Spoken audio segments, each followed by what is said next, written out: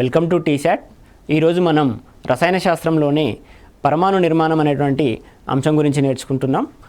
పరమాణు నిర్మాణం, పరమాణువు అనగా విభజించడానికి వీల్లేనటువంటి సూక్ష్మాతి సూక్ష్మమైనటువంటి కణాన్నే పరమాణువు అని మనం నిర్వచించడం జరుగుతుంది. మరి ఈ పరమాణువు లోపల ఉన్నటువంటి నిర్మాణం అనగా ఎలక్ట్రాన్లు, ప్రోటాన్లు, న్యూట్రాన్లు, కర్పరాలు ఏ విధంగా ఉన్నాయి అనే అంశాన్ని అధ్యయనం చేయడం గురించి మనకు పరమాణు నిర్మాణం అనేటువంటి పాఠం ఉంటుంది. అదేవిధంగా పరమాణు నిర్మాణం లోపల మనకి పరమాణు నమూనాలు అనేటువంటి జే థామ్సన్, రూథర్ఫర్డ్, నిల్స్ బోర్ అనేటువంటి శాస్త్రవేత్తలు ప్రపోజ్ చేయడం జరిగింది. ఇక్కడ పరమాణు నమూనాలు అనగా పరమాణు లోపల ఏ విధంగా ఎలక్ట్రాన్లు, ప్రోటాన్లు, న్యూట్రాన్లు అమరి ఉన్నాయి అనేటువంటి తెలియజేసేటువంటి అంశాలే పరమాణు నమూనాలు. పరమాణు నమూనా గురించి మొదటిసారిగా మనకు జే థామ్సన్ అనేటువంటి శాస్త్రవేత్త పుచ్చపండుని ఆధారంగా చేసుకొని ఒక నమూనాని వివరించడం జరిగింది. అందుకే జే థామ్సన్ పరమాణు నమూనాన్ని పుచ్చపండు నమూనా అని కూడా అనడం జరుగుతుంది. జే థామ్సన్ అనేటువంటి శాస్త్రవేత్త పుచ్చపండులో ఉన్నటువంటి గింజలు ఏవైతే ఉన్నాయో గింజల్ని రుణావేశ కణాలుగా, అదేవిధంగా పుచ్చపండు లోపల ఉండేటువంటి గుజ్జుని ధనావేశపూరిత కణాలుగా వివరించడం జరిగింది. అయితే జే థామ్సన్ వివరించినట్లుగా రుణావేశ కణాలు, ధనావేశ కణాలు రెండు ఒకే దగ్గర కలిసి ఉండటం అనేటువంటిది జే థామ్సన్ పరమాణు నమూనాలో ఉన్నటువంటి ప్రధానమైనటువంటి లోపం. ఈ లోపాన్ని అధిగమించడం కోసం రూథర్ఫర్డ్ తన గోల్డ్ ఫాయిల్ ఎక్స్పెరిమెంట్ ద్వారా పరమాణు నమూనాన్ని వివరించే ప్రయత్నం చేయడం జరిగింది. రూథర్ఫర్డ్ పరమాణు నమూనా ప్రకారం పరమాణు లోపల అధిక భాగము ఖాళీగా ఉంటుంది, అనగా most of the space in the atom is empty space. అదేవిధంగా పరమాణు యొక్క ద్రవ్యరాశి అంతా కూడా పరమాణు యొక్క కేంద్రకం దగ్గర నిల్వ చేయబడి ఉంటుంది. ఫర్ ఎగ్జాంపుల్ ఇక్కడ ఇది కేంద్రకం అని అనుకుంటే చుట్టూ ఉండేటువంటి కర్పరాలు ఈ విధంగా ఉంటాయి. కేంద్రకం లోపల పరమాణు యొక్క ద్రవ్యరాశి అంతా కూడా కేంద్రీకరించబడి ఉంటుంది అని రూథర్ఫర్డ్ చెప్పడం జరిగింది తన గోల్డ్ ఫాయిల్ ఎక్స్పెరిమెంట్ ద్వారా. అయితే రూథర్ఫర్డ్ నమూనాలో ఉన్నటువంటి లోపాలను అధిగమిస్తూ నిల్స్ బోర్ అనేటువంటి శాస్త్రవేత్త మరొక పరమాణు నమూనాని వివరించడం జరిగింది. నిల్స్ బోర్ పరమాణు నమూనాన్ని మనము ప్రాథమిక పరమాణు నమూనాగా తీసుకోవడం జరుగుతుంది. అంటే మనము ఇప్పుడు కెమిస్ట్రీలో ఉన్నటువంటి పరమాణుకు సంబంధించినటువంటి అంశాలన్నీ కూడా నిల్స్ బోర్ పరమాణు నమూనా నుంచి తీసుకోవడం జరుగుతుంది. నిల్స్ బోర్ పరమాణు నమూనా ప్రకారం పరమాణు యొక్క మధ్య భాగంలో కేంద్రకం అనేటువంటిది ఉంటుంది. ఈ కేంద్రకం లోపల ప్రోటాన్స్ అండ్ న్యూట్రాన్స్ అనేటువంటివి ఇమిడి ఉంటాయి. ఈ ప్రోటాన్స్ అండ్ న్యూట్రాన్స్ రెండింటినీ కలిపి మనం న్యూక్లియాన్స్ అని అంటాం. ఏమంటాం? న్యూక్లియాన్స్. ప్రోటాన్స్ అండ్ న్యూట్రాన్స్ రెండింటిని కలిపి న్యూక్లియాన్స్ అని అంటాం. ఈ కేంద్రకం చుట్టూ ఎలక్ట్రాన్స్ అనేటువంటివి వృత్తాకార కక్షల్లో పరిభ్రమిస్తూ ఉంటాయి. ఈ కేంద్రకంలో ఉన్నటువంటి ప్రోటాన్కి ధనావేశం ఉంటుంది, అదేవిధంగా ఎలక్ట్రాన్స్కి రుణావేశం అనేటువంటిది ఉంటుంది. ఈ ప్రోటాన్లు, న్యూట్రాన్లు కలిపి మనం న్యూక్లియాన్స్ అని అంటున్నాం. ఈ కేంద్రకం చుట్టూ ఎలక్ట్రాన్లు అనేటువంటివి వృత్తాకార కక్షలో తిరుగుతూ ఉంటాయి. ఈ వృత్తాకార కక్షల్నే మనము కర్పరం అని అంటాం. కర్పరం లేదా షెల్ అని అంటాం. ఈ విధంగా మొదటి కర్పరానికి కే అని, రెండవ కర్పరానికి ఎల్ అని, మూడవ కర్పరానికి ఎం అని, అదేవిధంగా ఎన్ఓ, ఆ విధంగా నిల్స్ బోర్ నామకరణం చేయడం జరిగింది. ఈ KLM కర్పరాలకే n is equals to 1, n is equals to 2, n is equals to 3 అని నెంబరింగ్ ఇవ్వడం జరుగుతుంది. ఏదైతే ఈ సంఖ్యలు ఇవ్వడం జరిగిందో ఈ సంఖ్యలనే మనం ప్రధాన క్వాంటం సంఖ్యలు అని అనడం జరుగుతుంది. నెక్స్ట్ స్లైడ్లో మనం వాటి గురించి అధ్యయనం చేద్దాం. ఇది బేసిక్గా పరమాణు నమూనాలకి సంబంధించినటువంటి అంశాలు. జే థామ్సన్ పుచ్చపండు నమూనా, Rutherford gold foil experiment, Niels Bohr వివరించినటువంటి అంశాలన్నీ కూడా ఇక్కడ వివరించడం జరిగింది. పరమాణు లోపల సబాటమిక్ పార్టికల్స్ అనేటువంటి ఉంటాయని ఇంతకుముందే నేర్చుకున్నాం. ఆ సబాటమిక్ పార్టికల్స్ గురించి కొంత వివరంగా నేర్చుకునే ప్రయత్నం చేద్దాం. సబాటమిక్ పార్టికల్స్ అనేటువంటివి ప్రధానంగా ఎలక్ట్రాన్, ప్రోటాన్ మరియు న్యూట్రాన్. ఈ ప్రోటాన్ మరియు న్యూట్రాన్ రెండింటిని కలిపి న్యూక్లియాన్స్ అని అంటారు. ఎలక్ట్రాన్స్ అనేటువంటివి కేంద్రకం చుట్టూ వృత్తాకార కక్షల్లో తిరుగుతూ ఉంటాయి. ఎలక్ట్రాన్కి రుణావేశం అనేటువంటిది ఉంటుంది, దట్ మీన్స్ నెగిటివ్ ఛార్జ్. ప్రోటాన్కి పాజిటివ్ ఛార్జ్ ధనావేశం అనేటువంటి ఉంటుంది, న్యూట్రాన్కి ఎటువంటి ఛార్జ్ అనేటువంటిది ఉండదు. మరి ఈ సబాటమిక్ పార్టికల్స్ని ఎవరు ఇన్వెంట్ చేశారు, వాటికి సంబంధించినటువంటి ఇన్ఫర్మేషన్ చూద్దాం. ఎలక్ట్రాన్ని జేజే థామ్సన్ అనేటువంటి శాస్త్రవేత్త మనకి ఇన్వెంట్ చేయడం జరిగింది. అదేవిధంగా ప్రోటాన్ని రూథర్ఫర్డ్ డిస్కవర్ చేయడం జరిగింది. అదేవిధంగా న్యూట్రాన్ని జేమ్స్ చాడ్విక్ అనేటువంటి శాస్త్రవేత్త కనుగొనడం జరిగింది. సో ఈ శాస్త్రవేత్తల నేమ్స్ అనేటువంటివి మనకు ఫ్రీక్వెంట్గా కాంపిటేటివ్ ఎగ్జామ్స్ లోపల అడుగుతున్నారు, గుర్తుంచుకోండి. Electron JJ Thomson, proton Rutherford, neutron James Chadwick. ఈ ఎలక్ట్రాన్, ప్రోటాన్, న్యూట్రాన్కి సంబంధించినటువంటి మరింత ఇన్ఫర్మేషన్ అనేటువంటిది ఈ స్లైడ్ లోపల మనం చూడొచ్చు. ఎలక్ట్రాన్ని స్మాల్ ఈతో సూచిస్తాం, ప్రోటాన్ని స్మాల్ పీతో, అదేవిధంగా న్యూట్రాన్ని స్మాల్ ఎన్తో సూచించడం జరుగుతుంది. అదేవిధంగా ఎలక్ట్రాన్, ప్రోటాన్, న్యూట్రాన్లకు ఉన్నటువంటి అబ్జల్యూట్ ఛార్జింగ్ కనుక మనం చూసినట్లయితే చూడండి, ఇక్కడ 1.602 × 10⁻⁻19 కూలమ్స్ అటామిక్ ఛార్జ్ అనేటువంటిది కూలమ్స్ లోపల కొలుస్తాం మనం. ఇక్కడ ఇచ్చినటువంటి 1.602 × 10⁻⁻19 కూలమ్స్ అనేటువంటిది ఎలక్ట్రాన్కి సంబంధించినటువంటిది. అదేవిధంగా ప్రోటాన్కి కూడా అంతే పరిమాణం లోపల ఛార్జ్ అనేటువంటిది ఉంటుంది, కానీ వ్యతిరేక ఆవేశం కలిగి ఉంటుంది. ఇక్కడ ఎలక్ట్రాన్ అనేటువంటిది నెగిటివ్ ఛార్జ్ని, అంతే పరిమాణంలో నెగిటివ్ ఛార్జ్ని కలిగి ఉంటుంది. ప్రోటాన్ అనేటువంటిది అంతే పరిమాణంలో ధనావేశ ఛార్జ్ని కలిగి ఉంటుంది. న్యూట్రాన్ కనుక చూసినట్లయితే అబ్జల్యూట్ ఛార్జ్ అనేటువంటిది న్యూట్రల్గా ఉంటుంది, కాబట్టి మనకి ఇక్కడ 0గా ఇవ్వడం జరిగింది. అదేవిధంగా రిలేటివ్ ఛార్జ్ ఎప్పుడైతే ఎలక్ట్రాన్ని ప్రోటాన్తో, ప్రోటాన్ని ఎలక్ట్రాన్తో లేదా న్యూట్రాన్లతో కంపేర్ చేసినప్పుడు, ఎలక్ట్రాన్ని ప్రోటాన్తో కంపేర్ చేసినప్పుడు -1 అంటే రుణావేశపూరితంగా ఉంటుంది. అదేవిధంగా ఎలక్ట్రాన్తో ప్రోటాన్ని కంపేర్ చేసినప్పుడు పాజిటివ్ ఆవేశాన్ని అంటే ధనావేశాన్ని కలిగి ఉంటుంది. ఇంకా ఈ ఎలక్ట్రాన్, ప్రోటాన్, న్యూట్రాన్ల యొక్క ద్రవ్యరాశిని కనుక చూసినట్లయితే 9.1 × 10⁻⁻31 కేజెస్. ఇక్కడ మనం కేజెస్లో ఎక్స్ప్రెస్ చేస్తున్నాము. ఇక్కడ చూడండి 10⁻⁻31 అంటే ఇది చాలా చిన్న విలువ.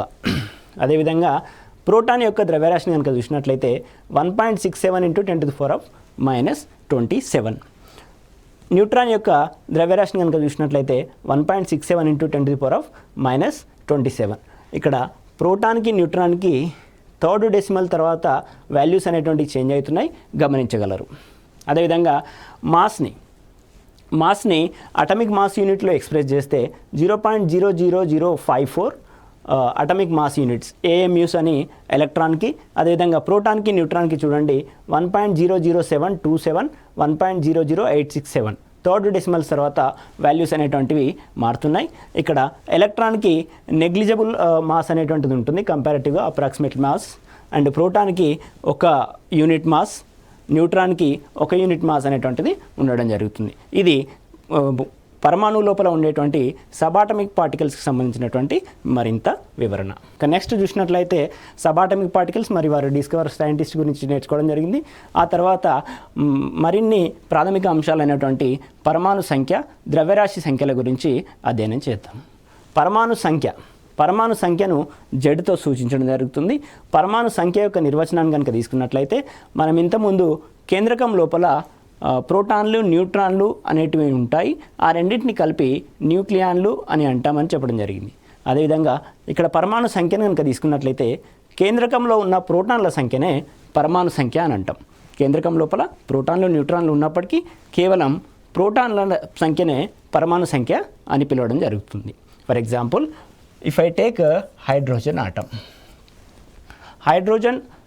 ఆటమ్ కనుక తీసుకున్నట్లయితే హైడ్రోజన్ ఆటమ్ యొక్క కేంద్రకంలో ఒకటే ప్రోటాన్ అనేటువంటిది ఉంటుంది. కావున హైడ్రోజన్ యొక్క పరమాణు సంఖ్య అనేటువంటిది 1 అని నిర్వచించడం జరుగుతుంది. అదేవిధంగా రెండవ మూలకమైనటువంటి హీలియంని తీసుకుంటే 2 ప్రోటాన్లు అనేటువంటివి ఉండడం జరుగుతుంది. ఈ విధంగా ఒక తటస్థ పరమాణులో ఎలక్ట్రాన్ల సంఖ్య ప్రోటాన్ల సంఖ్యకు సమానం. అనగా ఏదైతే న్యూట్రల్ ఆటం ఉంటుందో న్యూట్రల్ ఆటం లోపల కేంద్రకంలో ఉన్నటువంటి ప్రోటాన్ల సంఖ్య కేంద్రకం చుట్టూ తిరుగుతున్నటువంటి ఎలక్ట్రాన్ల సంఖ్యకు సమానంగా ఉంటుంది తటస్థ పరమాణువులో మాత్రమే. అంటే పరమాణు సంఖ్యను మరొక విధంగా నిర్వచించాలనంటే పరమాణులో ఉన్నటువంటి ప్రోటాన్ల సంఖ్య లేదా పరమాణులో ఉన్నటువంటి ఎలక్ట్రాన్ల సంఖ్యనే పరమాణు సంఖ్య అని పిలవడం జరుగుతుంది. పరమాణు సంఖ్యని మనము జెడ్తో సూచిస్తాము. ఇది పరమాణు సంఖ్యకి సంబంధించినటువంటి ఇన్ఫర్మేషన్. ఇక్కడ కొన్ని మూలకాలు మరి వాటి పరమాణు సంఖ్యల్ని మనం చూసే ప్రయత్నం చేద్దాం.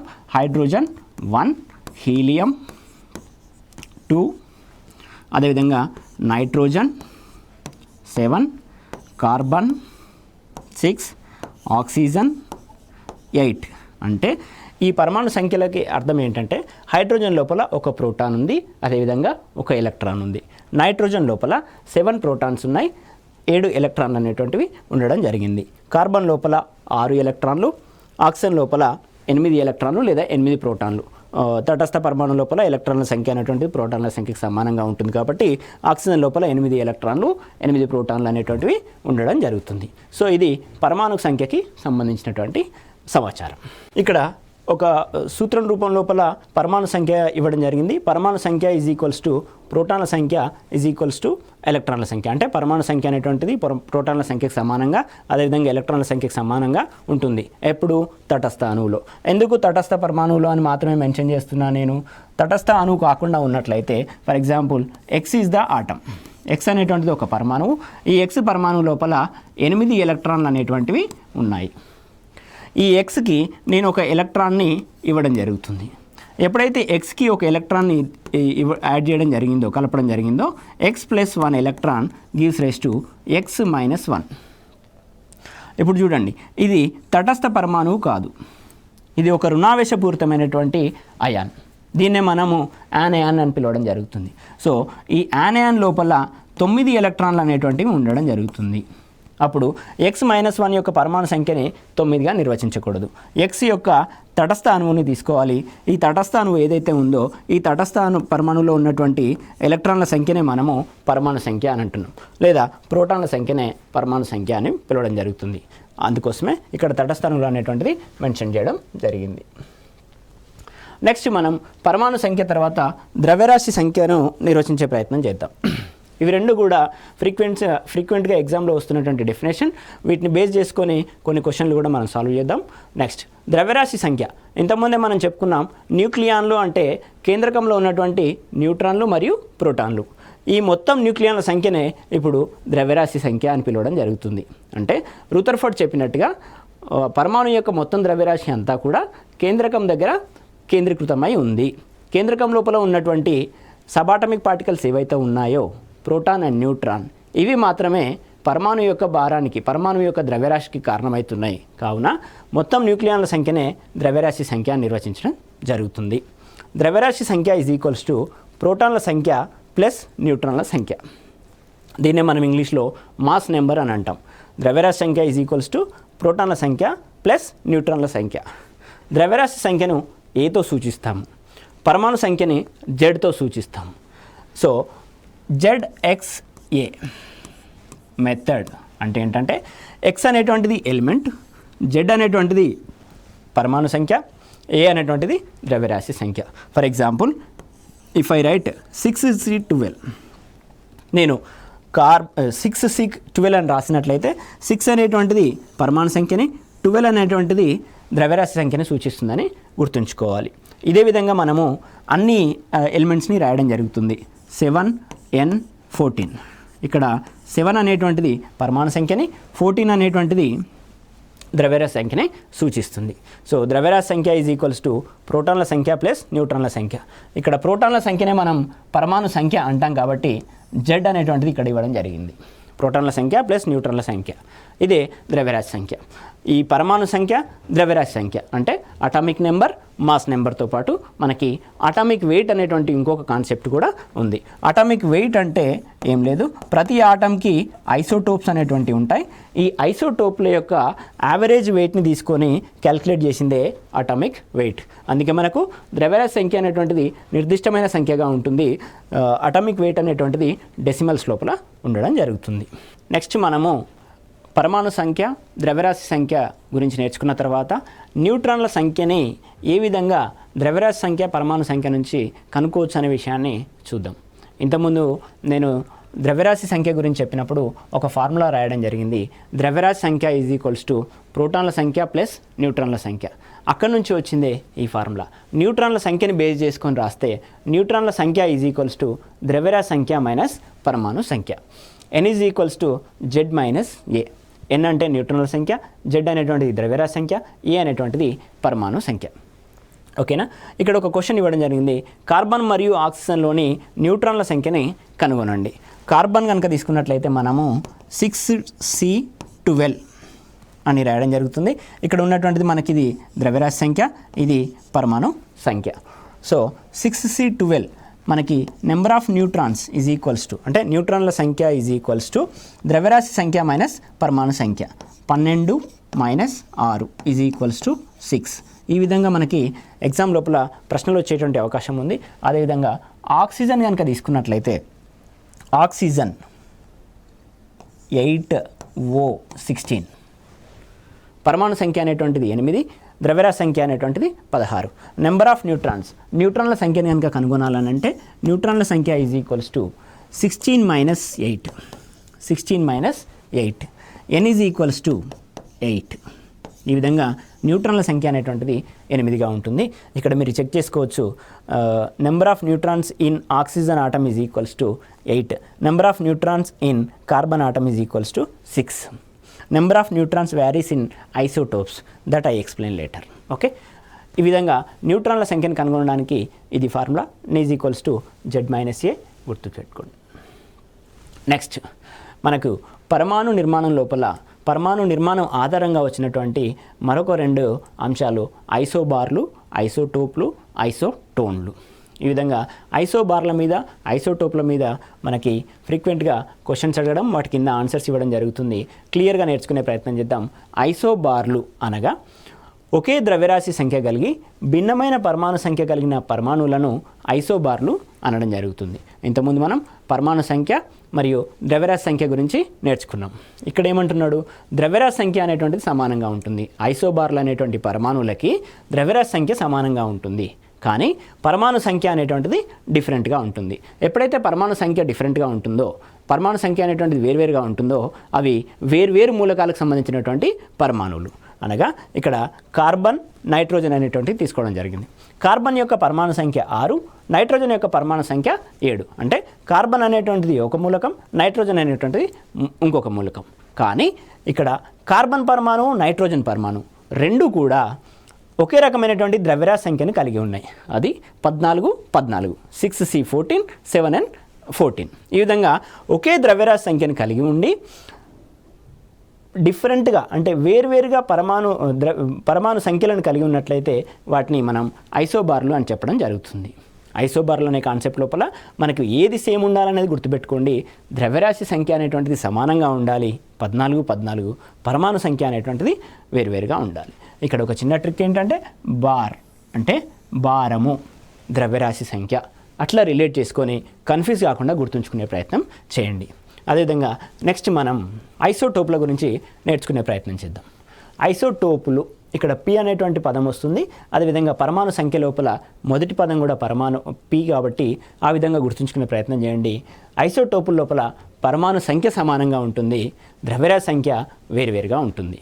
ఇక్కడ చూడండి, ఒకే పరమాణు సంఖ్య కలిగి వివిధ పరమాణు ద్రవ్యరాశి సంఖ్యలను, అంటే వేరువేరు పరమాణు ద్రవ్యరాశి సంఖ్యలను కలిగిన పరమాణువులను ఐసోటోపులు అని అనడం జరుగుతుంది. ఐసోటోపుల లోపల పరమాణు సంఖ్య సమానంగా ఉంటుంది, ఐసోబార్ల లోపల ద్రవ్యరాశి సంఖ్య అనేటువంటిది సమానంగా ఉంటుంది. ఇది గుర్తుంచుకోండి. ఇక్కడ ఐసోటోపులకి ఒక ఎగ్జాంపుల్ కనుక తీసుకున్నట్లయితే హైడ్రోజన్ యొక్క ఐసోటోపులు అనేటువంటివి ఇక్కడ తీసుకోవడం జరిగింది. Protium, deuterium, tritium. Very important. ఇక్కడ ప్రోటియం యొక్క ఫార్ములా వచ్చేసి 1H1, డ్యూటీరియం వచ్చేసి 1H2, ట్రీటియం వచ్చేసి 1H3. ఇక్కడ చూడండి, కింద ఏదైతే ZXA మెథడ్ లోపల Z అనేటువంటిది పరమాణు సంఖ్యను, ఏ అనేటువంటి ద్రవ్యరాశి సంఖ్యను సూచిస్తుంది, Z అనేటువంటిది పరమాణు సంఖ్య. కాబట్టి ఇక్కడ Z పొజిషన్లో 1, 1, 1 ఉంది. అంటే పరమాణు సంఖ్య అనేటువంటిది ఒకే విధంగా ఉంది. ఒకే రకమైనటువంటి పరమాణు సంఖ్యలను కలిగి ఉండి వేరువేరు ద్రవ్యరాశి సంఖ్యలను కలిగి ఉన్నాయి కాబట్టి వీటిని ఐసోటోపులు అనడం జరుగుతుంది. ఒకే పరమాణు సంఖ్యను కలిగి ఉన్నాయి కాబట్టి ఈ పరమాణువులన్నీ కూడా ఒకే మూలకానికి సంబంధించినటువంటి పరమాణువులు. సో ఇక్కడ చూడండి 1H1 ప్రోటియం యొక్క సింబల్, 1H2 డ్యూటీరియం యొక్క సింబల్, 1H3 అనేటువంటిది ట్రీటియం యొక్క సింబల్. ఇక్కడ మరొక విషయం ఏంటంటే ఐసోటోపులు అనేటువంటివి వేర్వేరు న్యూట్రాన్ల సంఖ్యను కలిగి ఉంటాయి. ఇప్పుడు ఇంతకుముందు చెప్పినట్టు న్యూట్రాన్ల సంఖ్యను కనుగొనడానికి మనకి ఏదైతే ఫార్ములా ఉందో ఆ ఫార్ములాని ఇక్కడ అప్లై చేద్దాం. న్యూట్రాన్ల సంఖ్య ఈజ్ ఈక్వల్స్ టు ద్రవ్యరాశి సంఖ్య మైనస్ పరమాణు సంఖ్య. న్యూట్రాన్ల సంఖ్య is equals to number of neutrons is equals to ద్రవ్యరాశి సంఖ్య మైనస్ పరమాణు సంఖ్య. 1 - 1 ఈజ్ ఈక్వల్స్ టు 0. అంటే ప్రోటియంలో ఉన్నటువంటి న్యూట్రాన్ల సంఖ్య అనేటువంటిది 0. అదేవిధంగా డ్యూటీరియంలో ఉన్నటువంటి న్యూట్రాన్ల సంఖ్యను కనుక చూసినట్లయితే number of neutrons is equals to ద్రవ్యరాశి సంఖ్య మైనస్ పరమాణు సంఖ్య 2 - 1 విచ్ ఈజ్ ఈక్వల్స్ టు 1. అంటే డ్యూటీరియంలో ఉన్నటువంటి న్యూట్రాన్ల సంఖ్య 1. అదేవిధంగా ట్రీటియంలో ఉన్నటువంటి న్యూట్రాన్ల సంఖ్యను కనుక తీసుకున్నట్లయితే number of neutrons is equals to 3 - 1 which is equals to 2. ఆ విధంగా ట్రీటియం లోపల న్యూట్రాన్ల సంఖ్య అనేటువంటిది 2గా, డ్యూటీరియం లోపల న్యూట్రాన్ల సంఖ్య అనేటువంటిది 1గా, ప్రోటియం లోపల న్యూట్రాన్ల సంఖ్య అనేటువంటిది 0గా ఉండడం జరిగింది. ఇక్కడ గుర్తుంచుకోవాల్సిన విషయం ఏంటంటే ఐసోటోపుల లోపల పరమాణు సంఖ్య సేమ్ ఉంటుంది, ద్రవ్యరాశి సంఖ్య వేరువేరుగా ఉంటుంది. ద్రవ్యరాశి సంఖ్య వేరువేరుగా ఉండడానికి గల కారణం ఏంటి అని అంటే వేరువేరు సంఖ్యల్లో న్యూట్రాన్లను కలిగి ఉండడమే కారణంగా మనం అబ్జర్వ్ చేయవచ్చు. ఈ విధంగా ఐసోబార్లు, ఐసోటోప్ల గురించి నేర్చుకున్నాము. ఇదే కాన్సెప్ట్ లోపల మనం నేర్చుకోవాల్సినటువంటి మరొక విషయం ఏంటంటే ఐసోటోన్స్ లోపల పరమాణు సంఖ్య, ద్రవ్యరాశి సంఖ్య వేరువేరుగా ఉంటుంది, కానీ న్యూట్రాన్ల సంఖ్య అనేటువంటిది సమానంగా ఉంటుంది. గుర్తుంచుకోండి, ఇక్కడ ఐసోటోన్స్ లోపల ఎన్నటువంటి లెటర్ వచ్చింది, ఎన్ రిలేటెడ్ టు ద న్యూట్రాన్, అట్లా గుర్తుంచుకోండి. ఐసోటోన్స్ లోపల న్యూట్రాన్ల సంఖ్య సమానంగా ఉంటుంది, పరమాణు సంఖ్య, ద్రవ్యరాశి సంఖ్య వేరువేరుగా ఉంటాయి. అంటే పరమాణు సంఖ్యలు వేరువేరుగా ఉంటాయి, ద్రవ్యరాశి సంఖ్యలు వేరువేరుగా ఉంటాయి, కానీ వాటి లోపల ఉండేటువంటి న్యూట్రాన్ల సంఖ్య అనేటువంటి సమానంగా ఉంటుంది. వాటిని ఐసోటోన్లు అని అంటాం. సింపుల్గా చెప్పాలనంటే ద్రవ్యరాశి సంఖ్య సమానంగా ఉంటే ఐసోబార్లు, పరమాణు సంఖ్య సమానంగా ఉంటే ఐసోటోప్లు, న్యూట్రాన్ల సంఖ్య సమానంగా ఉంటే ఐసోటోన్లు అని గుర్తుపెట్టుకోండి. నెక్స్ట్, ఒక కర్పరం లోపల అంటే ఒక ఆటం లోపల షెల్స్ అనేటువంటివి ఉంటాయి. ఇది ఒక ఆటం అని అనుకున్నట్లయితే ఈ ఆటం లోపల కర్పరాలు లేదా షెల్స్ లేదా కక్షలు అని అనడం జరుగుతుంది. ఈ కక్ష లోపల ఉండేటువంటి ఎలక్ట్రాన్ల సంఖ్య, ఒక కక్ష లోపల ఉండేటువంటి ఎలక్ట్రాన్ల సంఖ్య అనేటువంటిది 2n² సమానంగా ఉంటుంది. 2n². ఇక్కడ n అనేటువంటిది కక్ష యొక్క సంఖ్య. నిల్స్ బోర్ సూచించినట్లుగా ఈ విధమైనటువంటి కక్షకి n = 1 అని ఇస్తాము, ఈ విధమైనటువంటి కక్షకి n = 2 అని ఇస్తాము, ఈ n = 3 అంటే kకి n = 1 అని, lకి n = 2 అని, mకి n = 3 అని ఇవ్వడం జరుగుతుంది. ఇప్పుడు ఒక కక్ష లోపల ఉండేటువంటి గరిష్ట ఎలక్ట్రాన్ల సంఖ్యకి ఇక్కడ ఒక చిన్న సూత్రం ఇవ్వడం జరిగింది, అదే 2n². n అనేటువంటిది కర్పరం యొక్క సంఖ్య. ఈ విధమైనటువంటి ప్రశ్నలు ఇంతకుముందు ఎగ్జామ్స్లో రావడం జరిగింది. ఒకసారి నేర్చుకునే ప్రయత్నం చేద్దాం. ఇప్పుడు మొదటి కక్షలో ఉన్నటువంటి లేదా మొదటి కర్పరంలో ఉన్నటువంటి గరిష్ట ఎలక్ట్రాన్ల సంఖ్య ఎంత? ఇక్కడ ఒక ఎగ్జాంపుల్ క్వశ్చన్ ఇవ్వడం జరిగింది. ఇప్పుడు 2n² ఫార్ములా ప్రకారము n లోపల మనము 1ని సబ్స్టిట్యూట్ చేస్తే వచ్చేటువంటిది మనకు నెంబర్, గరిష్ట ఎలక్ట్రాన్ల సంఖ్య 2 × 1² 1² = 1, 2 × 1 విచ్ ఈజ్ ఈక్వల్స్ టు 2. అంటే ఇక్కడ మనకి మొదటి కర్పరంలో ఉన్నటువంటి గరిష్ట ఎలక్ట్రాన్ల సంఖ్య అనేటువంటిది 2కు సమానంగా ఉంటుంది. అదేవిధంగా రెండవ కక్షలో ఉన్నటువంటి గరిష్ట ఎలక్ట్రాన్ల సంఖ్యను చూద్దాం. రెండవ కక్షలో ఉన్నటువంటి గరిష్ట ఎలక్ట్రాన్ల సంఖ్య మనకున్నటువంటి ఫార్ములా 2n². ఇక్కడ రెండవ కక్ష అంటున్నాం కాబట్టి n = 2. అదేవిధంగా n ప్లేస్లో మనము 2ని సబ్స్టిట్యూట్ చేద్దాం. 2 × 2² which is equals to 2 × 4 which is equals to 2 × 4 which is equals to 8. So రెండవ కక్షలో మనకి గరిష్టంగా ఉండేటువంటి ఎలక్ట్రాన్ల సంఖ్య అనేటువంటిది 8గా ఉంటుంది. అదేవిధంగా మనము మూడో కక్షలో ఉన్నటువంటి గరిష్ట ఎలక్ట్రాన్ల సంఖ్యని లెక్కిద్దాం. 2n², మూడో కక్ష అంటున్నాం కాబట్టి n = 3, 2 × 3² 2 × ఇప్పుడు ఈ కక్షలు వాటిలో ఉండేటువంటి ఎలక్ట్రాన్లకు సంబంధించి అదనపు సమాచారాన్ని చూద్దాం. ఫర్ ఎగ్జాంపుల్ ఇది ఒక న్యూక్లియస్ అని అనుకుంటే దీని చుట్టూ కక్షలు అనేటువంటి ఉంటుంది. ఇది 1వ కక్ష, ఇది 2వ కక్ష, ఇది 3వ కక్ష, అదేవిధంగా 4వ కక్షను కూడా తీసుకుందాము.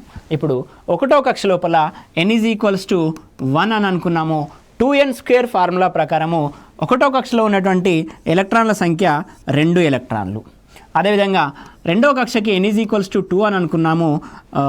2n² ప్రకారము మనకు వచ్చినటువంటి నెంబర్ ఆఫ్ ఎలక్ట్రాన్స్ 8 ఎలక్ట్రాన్స్. అదేవిధంగా n = 3 లోపల 3వ కక్ష లోపల ఉన్నటువంటి గరిష్ట ఎలక్ట్రాన్ల సంఖ్య 18 ఎలక్ట్రాన్లు. ఈ విధంగా 2 ఎలక్ట్రాన్లు, 8 ఎలక్ట్రాన్లు, 18 ఎలక్ట్రాన్లు అనేటువంటివి మొదటి కక్షకి, రెండవ కక్షకి, 3వ కక్షకి సంబంధించినటువంటి గరిష్ట ఎలక్ట్రాన్ల సంఖ్య. ఎందుకు ఈ విధంగా 1వ కక్ష లోపల 2 ఎలక్ట్రాన్లు మాత్రమే ఉన్నాయి, 2వ కక్ష లోపల 8 ఎలక్ట్రాన్లు ఉన్నాయి, 3వ కక్షలో 18 ఎలక్ట్రాన్లు మాత్రమే ఎందుకు ఉన్నాయన్న విషయాన్ని ఇక్కడ చూద్దాం. ఇప్పుడు n = 1 లోపల ప్రధాన క్వాంటం సంఖ్యకి సంబంధించినటువంటి సంఖ్యకి సమానంగా ఆర్బిటాల్స్ అనేటువంటివి ఉంటాయి. కావున n = 1. 1వ కక్ష లోపల s ఆర్బిటాల్ మాత్రమే ఉంటుంది. 2వ కక్ష లోపల s ఆర్బిటాల్ మరియు p ఆర్బిటాల్ అనేటువంటివి 2 ఆర్బిటాల్స్ ఉంటాయి.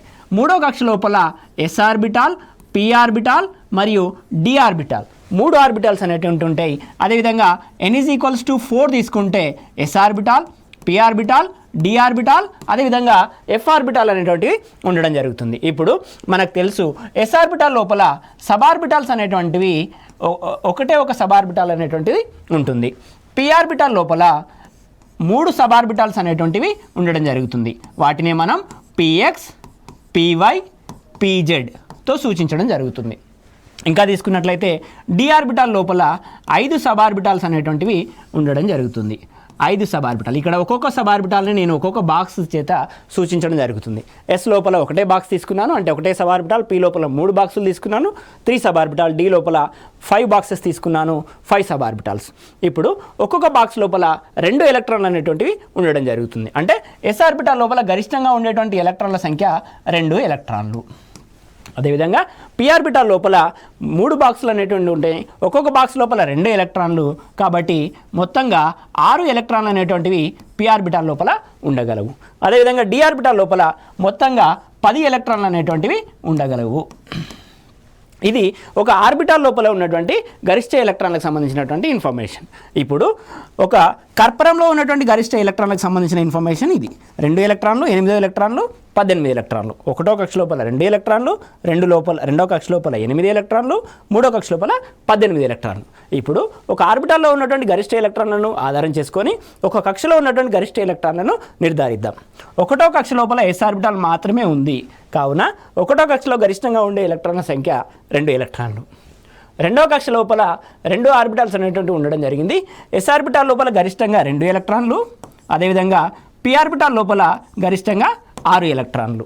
మొత్తంగా 8 ఎలక్ట్రాన్లు అనేటువంటివి 2వ కక్షలో ఉండేటువంటి గరిష్ట ఎలక్ట్రాన్ల సంఖ్య. అదేవిధంగా n = 3. n = 3 అయినప్పుడు 2n² ఫార్ములా ప్రకారం మనకి మొత్తంగా 3వ ఆర్బిటాల్ లోపల గరిష్టంగా ఉండే ఎలక్ట్రాన్ల సంఖ్య 18 ఎలక్ట్రాన్లు. 3వ కక్ష లోపల మనకున్నటువంటి orbitals s orbital, p orbital మరియు d ఆర్బిటాల్. ఇప్పుడు s ఆర్బిటాల్ లోపల గరిష్టంగా ఉన్నటువంటి ఎలక్ట్రాన్ల సంఖ్య 2 ఎలక్ట్రాన్లు.